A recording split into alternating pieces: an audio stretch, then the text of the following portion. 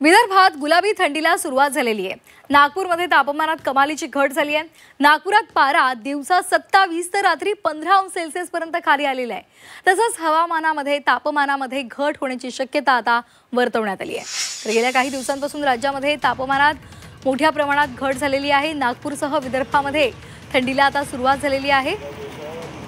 दिवसा नागपूरमध्ये पारा 27 अंश सेल्सिअस इतका असतो, तर रात्री हेच तापमान 15 अंश सेल्सिअस पर्यंत खाली घसरतं।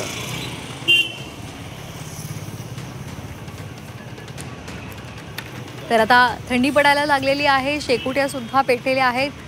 नागरिक आपली काळजी घेत आहेत। उबदार कपड्यांचा सुद्धा वापर करत आहेत। विदर्भामध्ये आता पारा हळूहळू कमी होत आहे।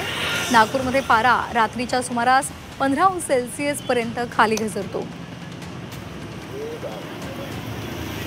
गेल्या आठवड्यात सुद्धा आपण पाहिलेलं आहे, नाशिक, नागपूर या इतर सर्व भागांमध्ये मोठ्या प्रमाणात थंडी पडायला सुरुवात झालेली आहे।